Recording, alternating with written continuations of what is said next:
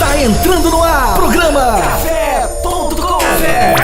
Café.com. Entrevista com personalidades, músicos, escritores, médicos, entre outros. Aumente o volume e fique à vontade. No ar. Café.com. Olá pessoal, está começando mais uma Rádio Equipe, um projeto do Colégio Equipe.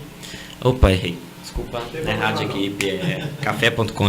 Errei, peraí, desculpa, então vamos lá de novo.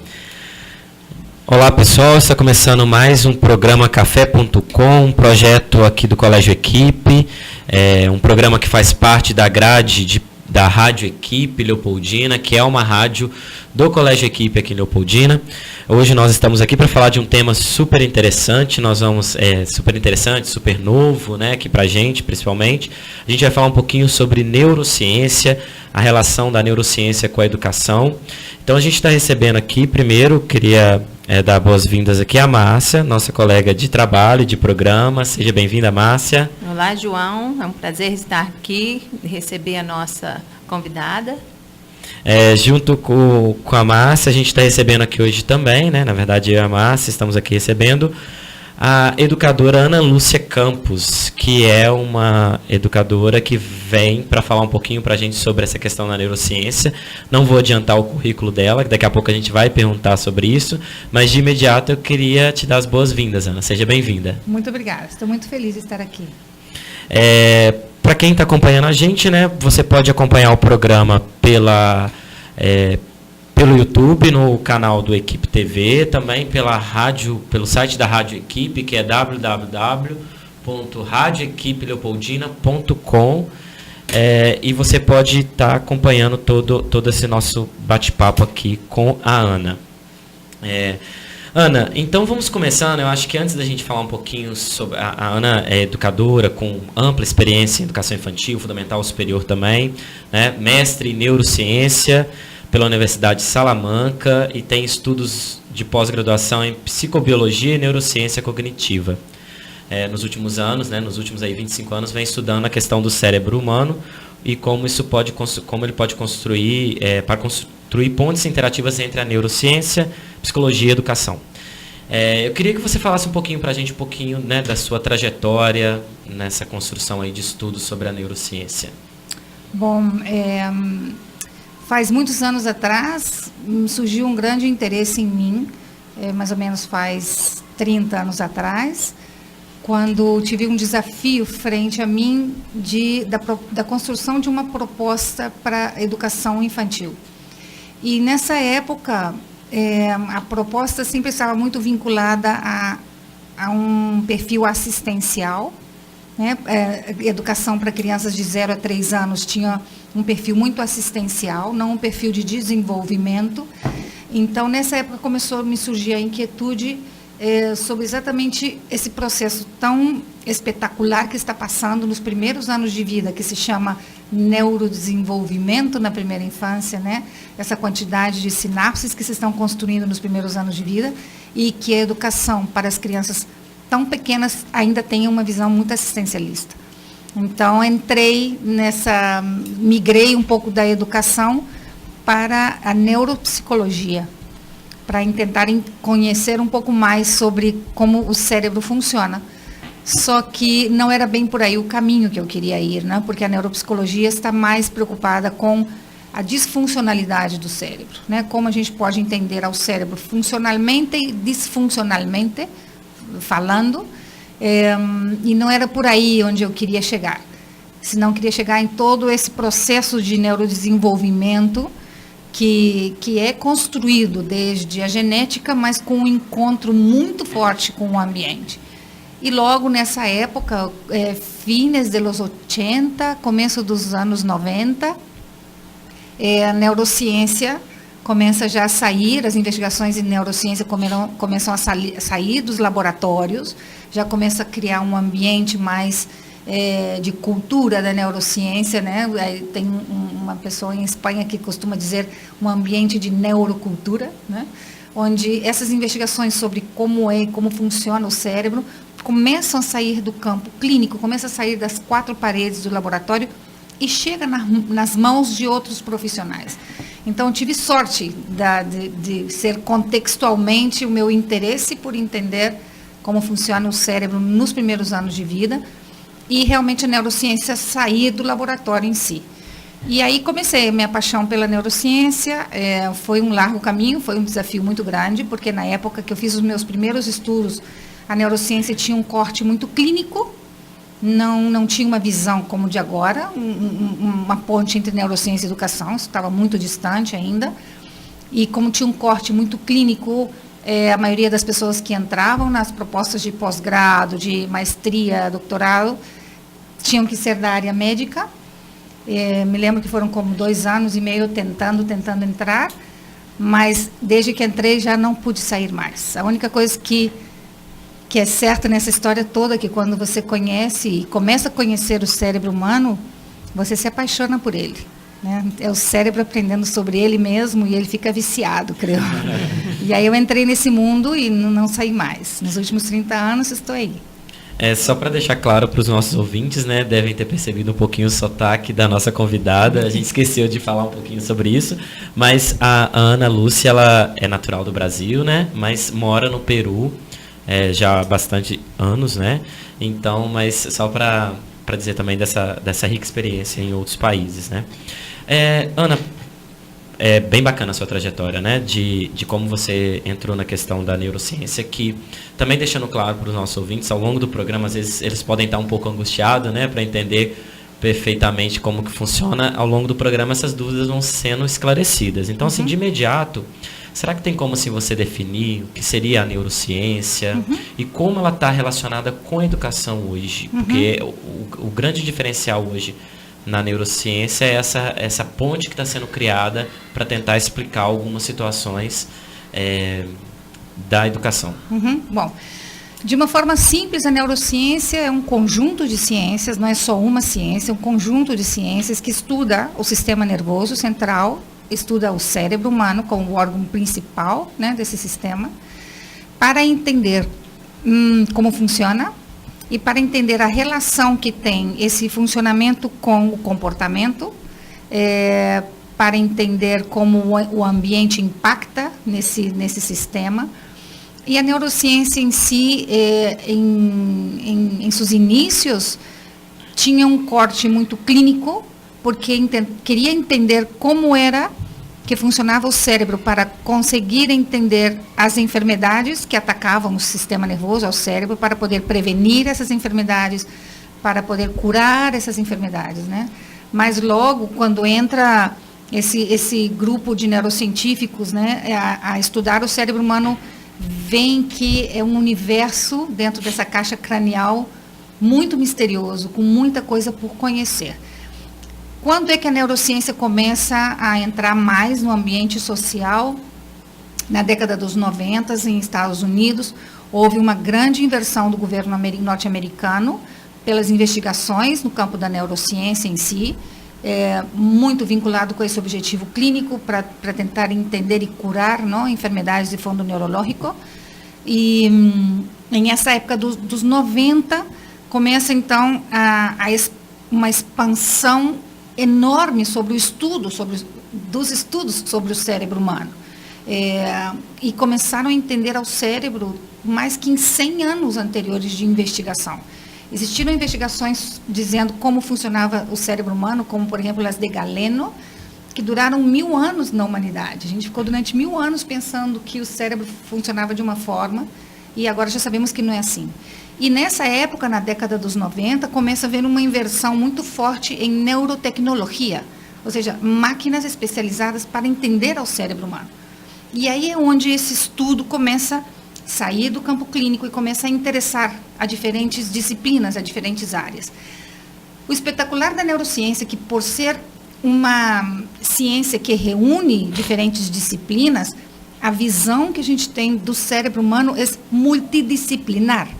Então, eu tenho a visão desde a neurologia, tenho a visão desde a psicologia, tenho a visão desde aspectos das ciências sociais, e por isso está a tecnologia também, que foi uma das ciências que entra, a ciência da tecnologia entra aportando de uma forma espetacular, porque tudo que a neurotecnologia construiu nos últimos anos permitiu que hoje a gente possa ver o cérebro de uma criança lendo, sem invadir esse cérebro, não? Porque esse foi o grande desafio da neurociência nos últimos anos, entender a funcionalidade do sistema nervoso central e do cérebro sem danhar, não sei como se diz essa palavra, mas sem causar dano. Causar danos, porque antes você não tinha forma.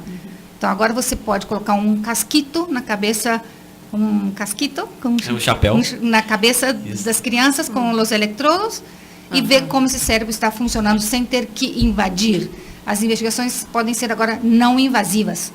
Então, o que aconteceu? Entender esse cérebro humano, desde essa visão multidisciplinar da neurociência, fez com que esse conhecimento interessasse a outras áreas, a outros campos.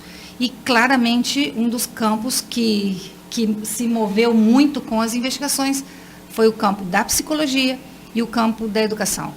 Da psicologia num sentido muito forte, porque a neurociência recolhe muitos saberes prévios da psicologia cognitiva, por exemplo, não? E é um insumo inicial para investigar, né, como funciona o cérebro.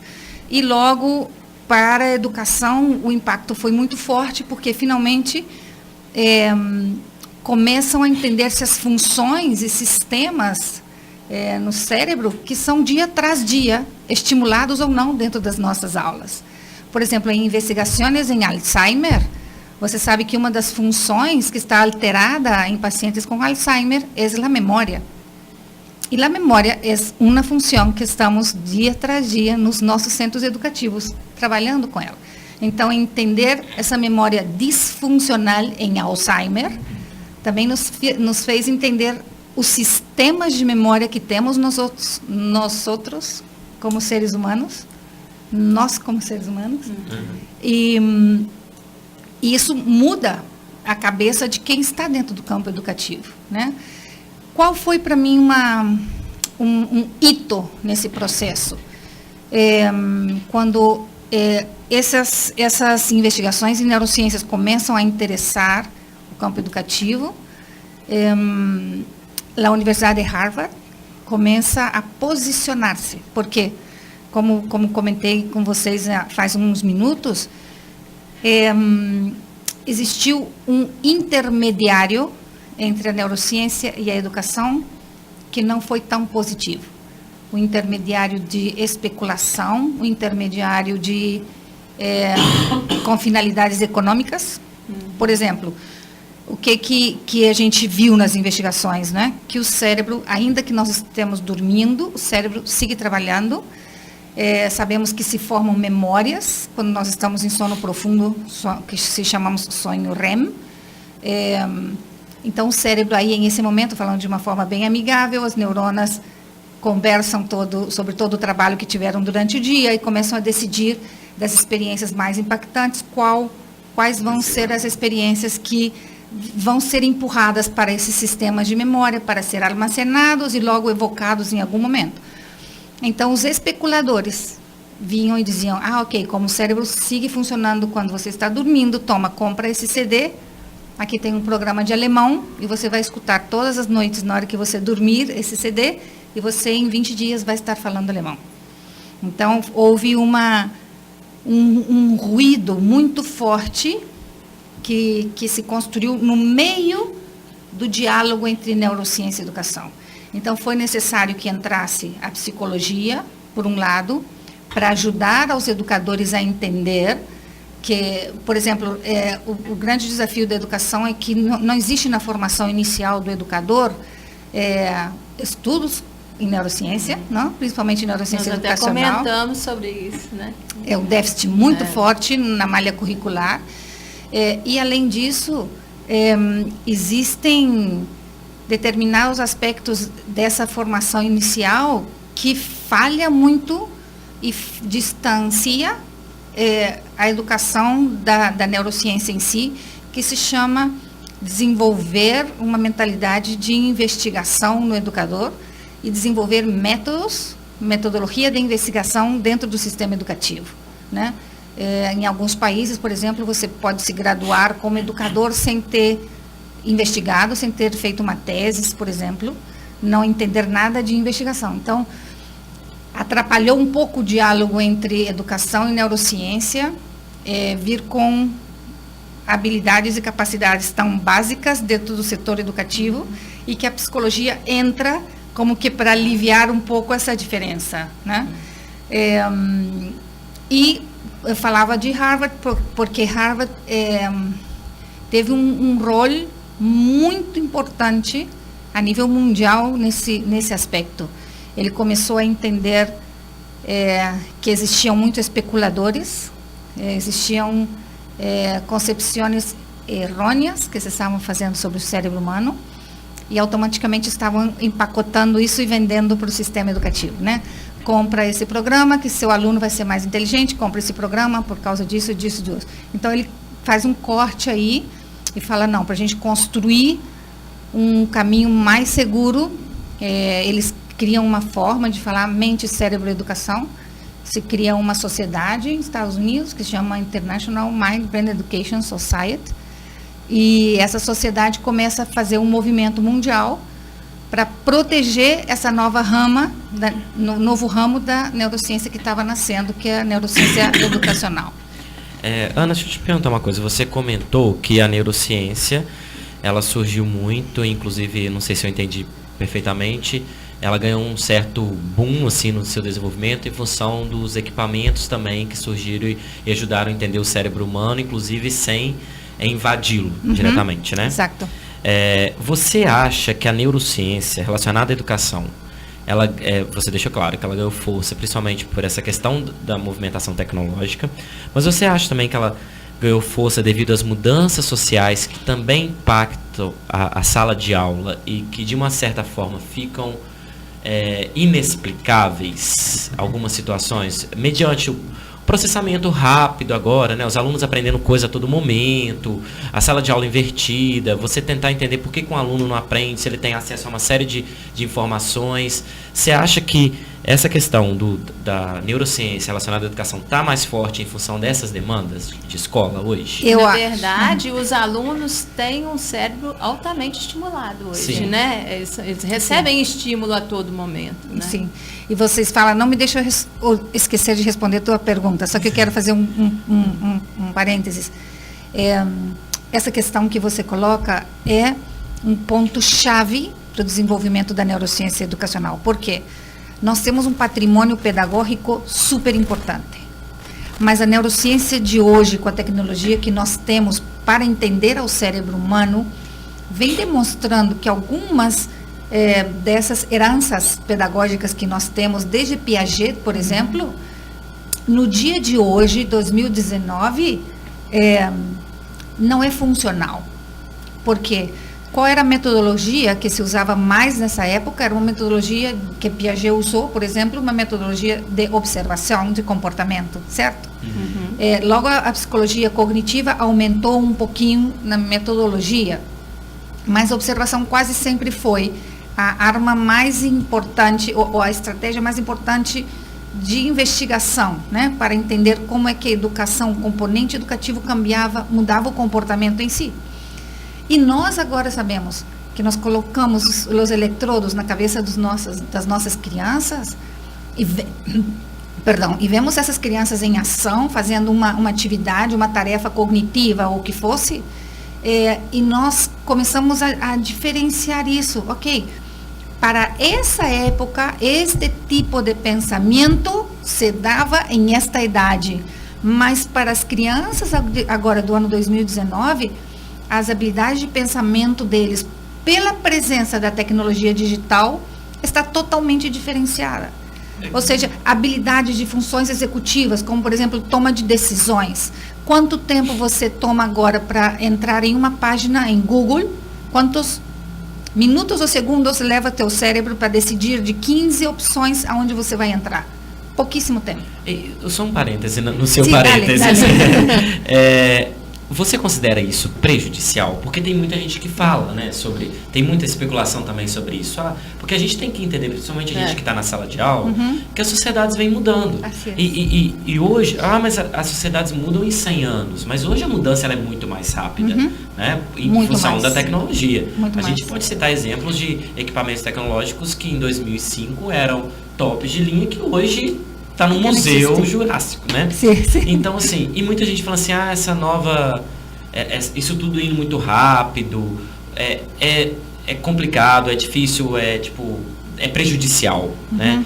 Você considera que essas mudanças, por exemplo, uma criança tendo que responder a uma reação, uma tomada de decisão, às vezes mais cedo, por estar em época diferente, como que você vê isso? Você acha como isso prejudicial? Porque tem muito aquele discurso, né? Quando eu era pequeno, eu fui ter contato com o computador, quando eu tinha 15 anos, mas hoje o tempo é outro, né? Como você avalia essa questão? Olha, eu acho que nós estamos cheios de mitos ainda, né? Existem muitos mitos, existem muitas crenças, falsas crenças, que estão propagando-se geração tras geração. As crianças de hoje não concebem um mundo, não entendem um mundo sem tecnologia digital. Para eles é impossível esse mundo sem tecnologia digital. De tal forma que nós não podemos enlentecer, não sei se você me entende? Sim, retroceder. Retroceder, tornar lento esse processo, porque neurobiologicamente... Já vem modificado. Sim, porque nós somos frutos da genética, mas do ambiente. Então, o ambiente de hoje, que nascem e crescem nossas crianças, é totalmente diferente de 20 anos atrás, de 30 anos atrás. Então, já é um ambiente que vai influenciar nessa construção do sistema nervoso central e do cérebro. Então, já esse órgão, ele é tão plástico frente aos estímulos do entorno, do ambiente, que é impossível nós compararmos uma criança de hoje com uma criança de 30, 40 anos atrás, porque o ambiente modela a arquitetura cerebral. Então, o que nós temos que fazer? Nós temos que começar a romper padrões mentais dos adultos. Porque essas crianças vêm com um processo de desenvolvimento diferenciado. Na verdade, Ana, eles dão conta, né, do cérebro funcionar, né, com raciocínio rápido, igual você falou, né, quando ele acessa o Google ali, 15 opções para ele escolher num tempo bem pequeno, como ele consegue também trabalhar o cérebro para um conteúdo na sala de aula. Ele está preparado para as duas situações. Assim é. Uma não interfere a outra. Não, de nenhuma forma. O que a gente tem que ver é que o que está acontecendo? Por que existem tantas lacunas, não? Tantas brechas? Porque falta conhecimento. O conhecimento é clave. É importantíssimo. É importantíssimo, porque se você tem conhecimento como funciona o cérebro humano, como é o processo de neurodesenvolvimento, nos 18 primeiros anos de vida, que é a maioria da idade que as crianças, os adultos estão dentro de um sistema educativo formal, você começa a entender de forma diferenciada tudo que chega para esse indivíduo. Como chega a saúde para esse indivíduo, como chega a educação para esse indivíduo. Então, é fator vital entender ao ser humano, entender ao cérebro humano. Eu suelo muito usar nas minhas conferências ou com meus alunos, eu tenho uma maestria que eu desenhei de neurociência e educação, e eu falo com os meus alunos, a gente não quer cerebrizar a educação, a gente quer humanizar a educação, porque entender ao cérebro humano é entender ao ser humano. Então, quando eu entendo o cérebro humano, eu entendo meu cérebro como educador. Eu entendo o cérebro do meu aluno. Então, tem muitas propostas e desafios no sistema educativo, dizendo que tem que criar determinadas competências nos estudantes, mas eu não chego a nenhuma competência nos estudantes se eu não crio as competências primeiro em mim. Então, existem possibilidades enormes na adolescência, como, por exemplo, a parte pré-frontal do cérebro adolescente tem funções executivas que estão, assim, funcionando de forma maravilhosa. Mas se o educador não sabe dessas funções executivas, não sabe desse cérebro social, como funciona na adolescência, ele não usa isso a favor da sua proposta metodológica. Sim, não sei se me expliquei. Sim, perfeitamente. A gente vai para um breve intervalo, né? Porque o tempo passa rápido, uma conversa boa. E já a gente volta trazendo mais informações, esclarecimento, tirando dúvidas sobre essa importância, né, da atuação da neurociência junto à educação. A gente volta já. Café.com. Café.com. Aqui seu sonho se torna realidade. Sua festa aqui. Casa de Festas e Eventos Faz de Conta. Você sonha, nós realizamos. Rua 27 de Abril, 177. Contato Zap 999386545. Casa de Festas e Eventos Faz de Conta.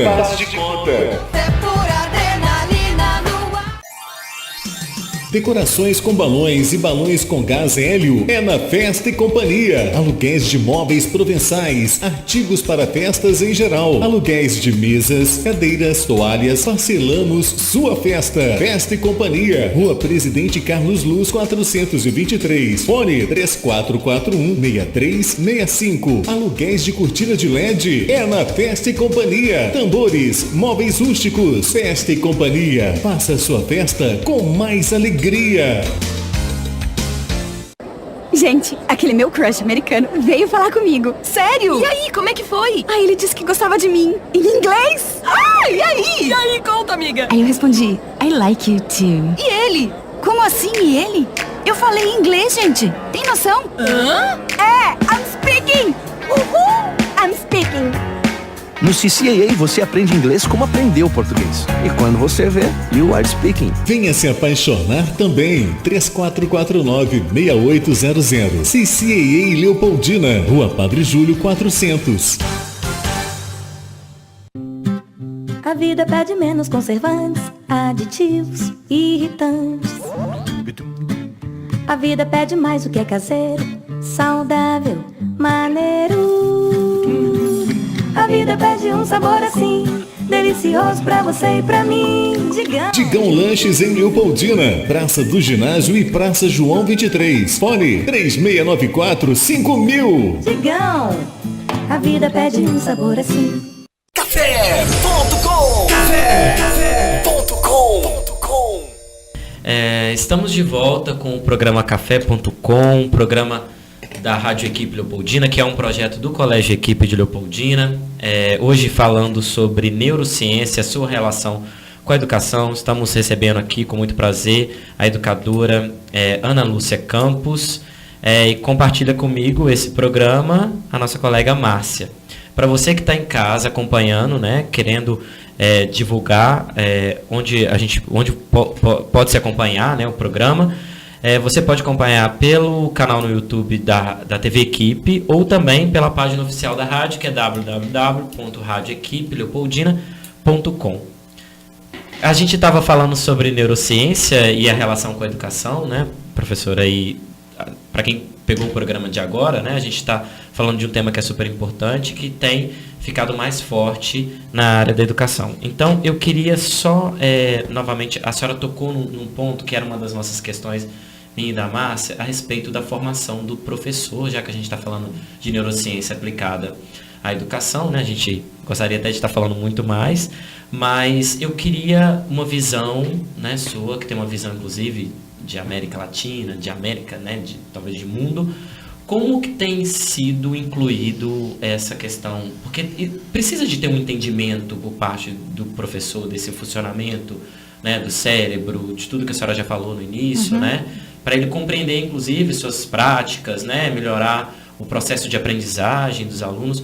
Como que isso tem sido incluído na formação inicial? Tem existido resistência? Como que funciona? Olha, eu tenho quase 30 anos nesse caminho. Eu me lembro da primeira vez que eu falei do cérebro humano para educadores, entraram na minha conferência 120 educadores, e depois do cafecito só voltaram 30. Menos mal que mudou agora o panorama, né? Sim, a gente olha que existe muito interesse por parte dos educadores como pessoas, como indivíduos, a entender mais o que a neurociência pode trazer para o sistema educativo. Mas ainda existe muita resistência dos sistemas educativos dos países a trazer um diálogo entre diferentes disciplinas. É muito bom a gente ressaltar que a neurociência nos últimos anos ela se ramificou, né? Existem agora 4 ramas da neurociência que são muito importantes para o sistema: neurociência cognitiva, neurociência social, neurociência emocional ou afetiva e a neurociência educacional, que se está construindo, é um campo emergente. Essa neurociência educacional, o que ela busca? Entender as bases neurobiológicas da aprendizagem, para entender quais seriam, a partir dessas bases neurobiológicas, qual seria a melhor proposta de ensino. Então, existe ainda resistência, não? Porque para você juntar ciências necessita uma visão não só multidisciplinária, existe a necessidade de uma visão transdisciplinária, porque a transdisciplinariedade é diferente e muito superior à interdisciplinariedade, não? E a multidisciplinariedade, que nós 3 somos 3 ciências diferentes e para interactuar nós falamos na medida do necessário. Para a visão multidisciplinária, nós nos juntamos para atender um determinado fator, você coloca da sua parte, você da sua e eu da minha. Mas a transdisciplinariedade, os 3 estamos parados, juntando as nossas ideias antes, transformando nossas ideias em uma nova ideia para poder recém-atuar. Então, a transdisciplinariedade custa muito, de largo tempo, não? E afeta estruturas e padrões que estão profundamente arraigados nas mentes de algumas pessoas que lideram. Mais ainda, que nós estamos vendo em América Latina, muitos líderes que estão dentro dos ministérios de educação vêm da área da economia e não vêm da área da educação. Então, trabalham com pressuposto por resultado, né? Chegam às metas mirando os resultados. E, claro, a gente tem que ter um muito bom emprego do dinheiro público, mas a gente tem que ter pessoas especializadas na área também para fazer com que isso cresça. Então, por isso que enlentece um pouquinho o processo de transformação da formação inicial do educador. Dizem, está tudo bem, está caminhando bem, vamos renovar, mas não temos a necessidade de fazer uma revolução pacífica nessa proposta de formação inicial do educador. Mas a minha pergunta que eu faço, nós com a nossa Associação Educativa para o Desenvolvimento Humano, eu tenho um laboratório de investigação também, neurociência educacional. Nós trabalhamos com diferentes laboratórios dos Estados Unidos, da Finlândia, de diferentes lugares, e a gente tem algumas perguntas e respostas para os ministérios de educação de diferentes países onde nós trabalhamos, que não sempre são bem aceitas.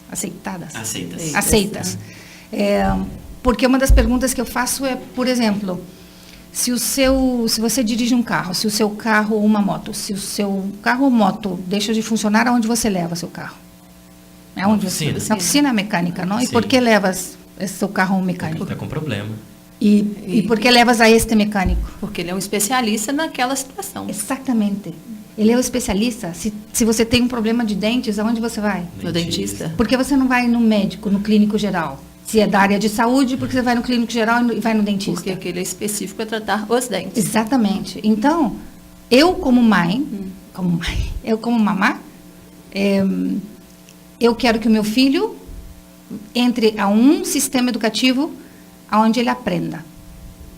Então, eu estou deixando meu filho nas mãos de quem eu acho que sabe o que significa aprender. Mas eu pergunto para os educadores, qual é o motor do carro? Como funciona o dente? Como funciona o motor? Como funciona o cérebro? Ou seja, qual é o órgão que aprende? É o cérebro. Então, eu estou deixando meu filho na mão de uma pessoa que não entende como funciona esse órgão que aprende. Então, é isso que a gente fala. É uma pergunta tão lógica, porque se eu quero fazer uso do último modelo de celular,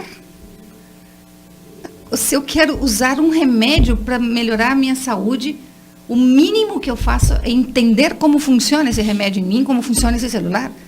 Então, como é que um educador, hoje, 2019, onde as investigações que mostram como o cérebro aprende, quais são os fatores que fazem com que esse cérebro aprenda de uma forma mais efetiva, quais são os fatores que estropiam, não sei como se diz, estropiam o processo de aprendizagem, que atrapalham o processo de aprendizagem, como um educador não vai ter isso na sua mão?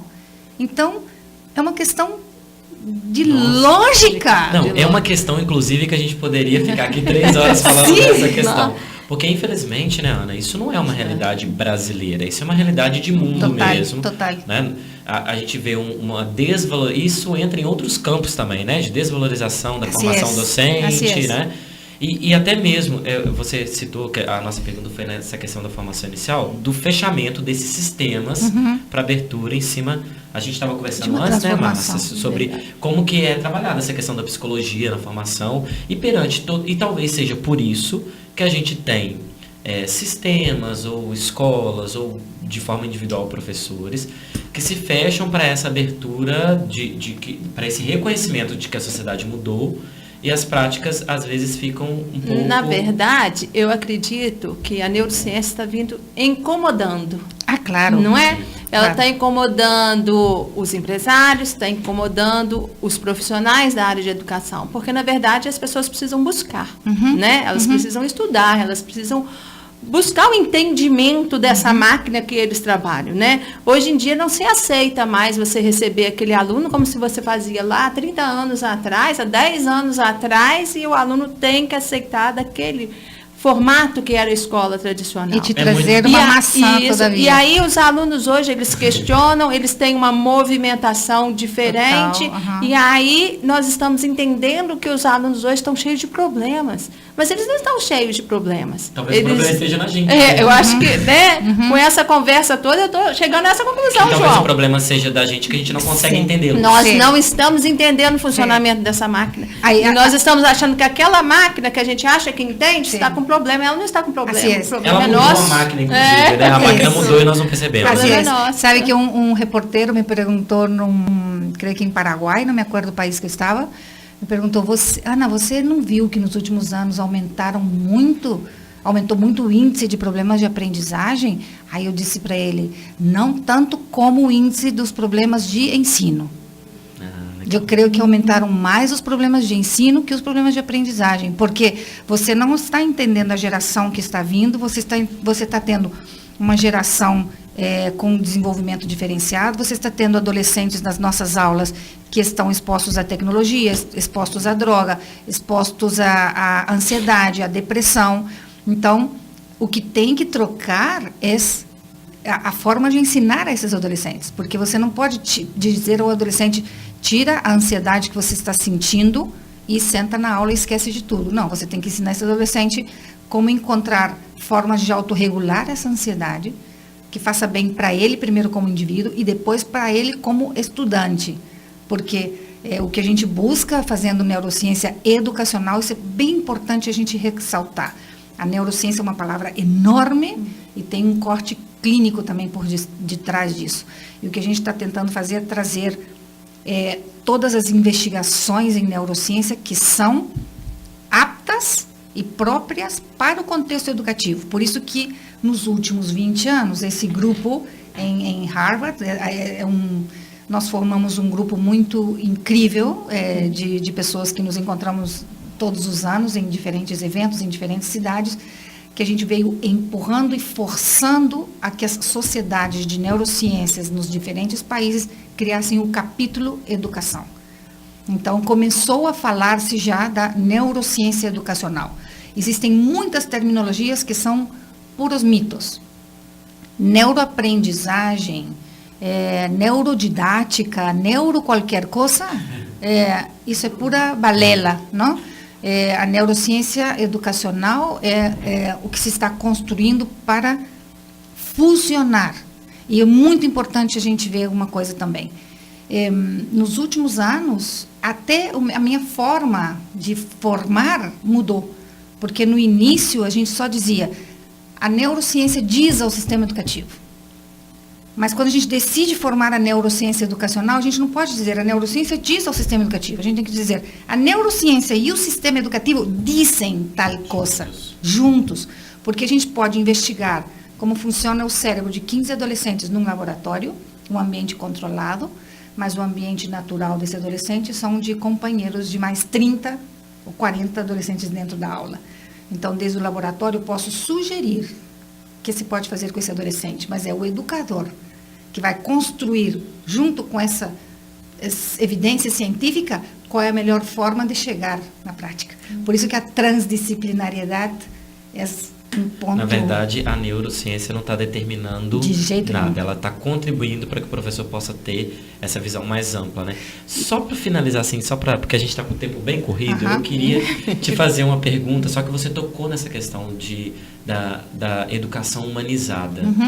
Eu queria que você falasse, assim, já né, nesse processo de encerramento da nossa entrevista aqui, como que a neurociência vem para fortalecer, porque existe, principalmente aqui no Brasil, existe um grupo que defende um lado, e outro grupo que defende outro, na verdade parece uma briguinha, mas não era para ter isso, né? Porque, eu queria saber como que a neurociência vem em sentido ou de defesa ou de favoritismo dessa educação humanizada. Mira, a neurociência, temos que pensar uma coisa, a neurociência não é a pílula mágica que vai resolver os problemas do sistema educativo, número 1. A neurociência não vem ditando normas ao sistema educativo, número 2. Número 3, a neurociência não é uma corrente. A educação está cheia de correntes pedagógicas. A neurociência não é uma corrente. A neurociência não abraça nenhuma corrente pedagógica. E a neurociência em si, o que ela vem é dar fundamentos neurobiológicos para que se entenda a aprendizagem, para que você, dentro da sua metodologia, possa ver se existe uma harmonia entre o que você está fazendo na prática e a forma que o cérebro funciona em si. Então, ela não vem nem para construir a metodologia. Se alguém vem falar para vocês, eu estou vendendo um programa que a metodologia está baseada na neurociência, cuidado.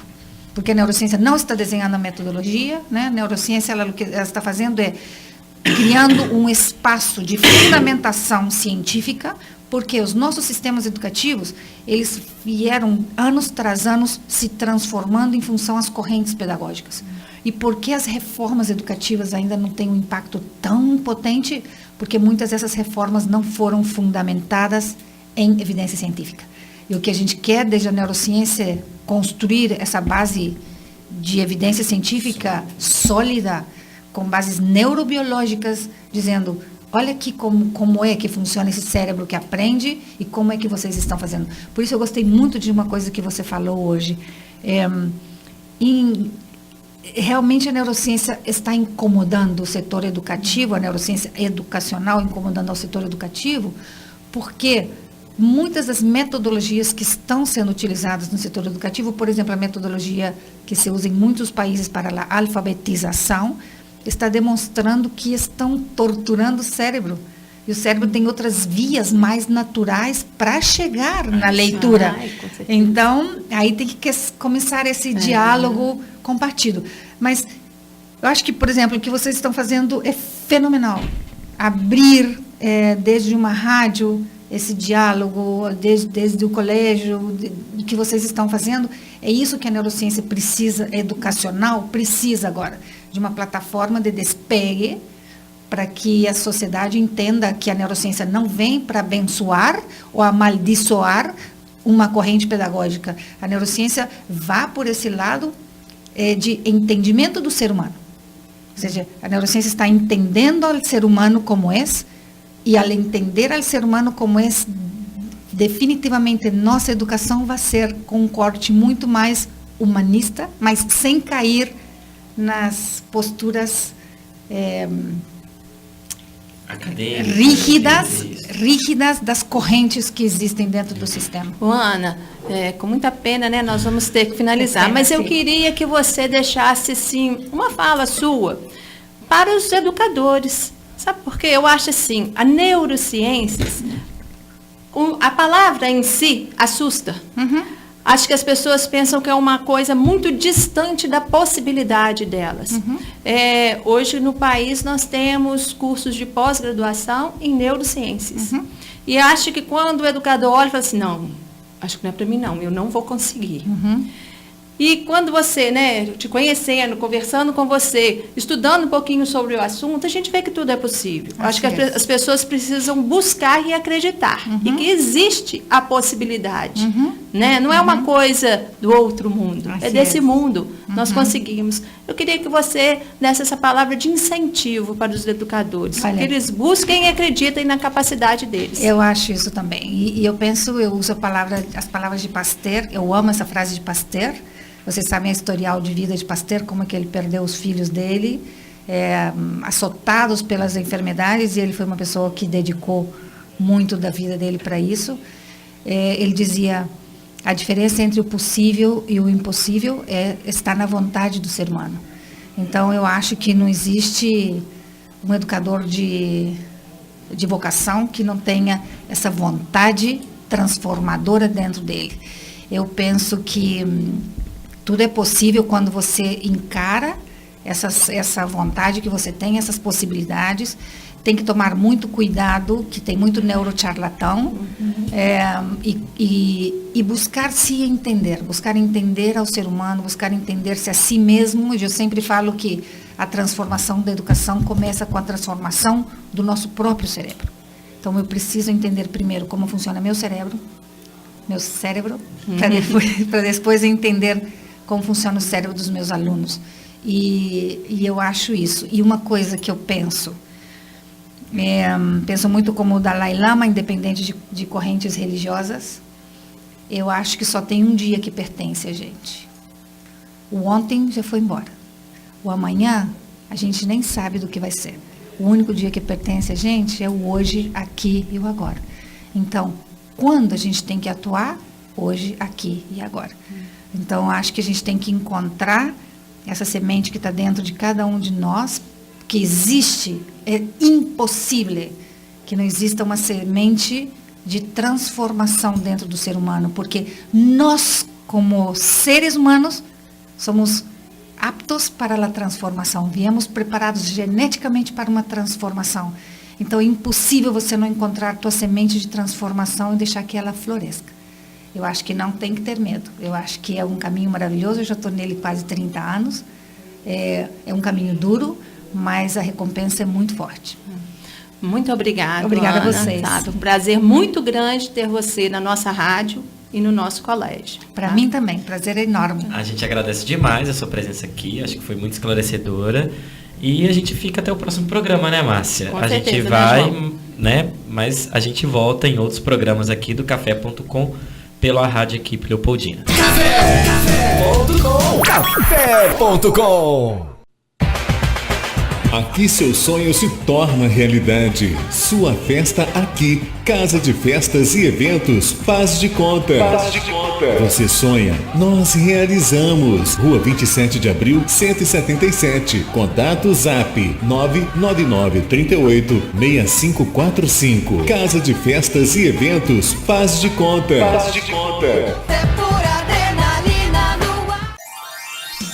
Decorações com balões e balões com gás hélio é na Festa e Companhia. Aluguéis de móveis provençais, artigos para festas em geral. Aluguéis de mesas, cadeiras, toalhas. Parcelamos sua festa. Festa e Companhia. Rua Presidente Carlos Luz 423. Fone 3441-6365. Aluguéis de cortina de LED é na Festa e Companhia. Tambores, móveis rústicos. Festa e Companhia. Faça sua festa com mais alegria.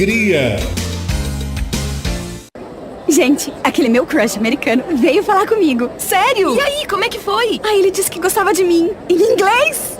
E aí? E aí, conta, amiga. Aí eu respondi, I like you too. E ele?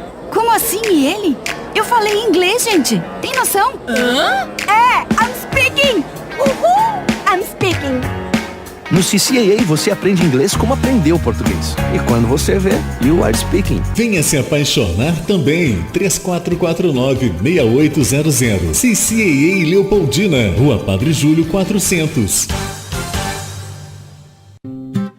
A vida pede menos conservantes, aditivos, irritantes.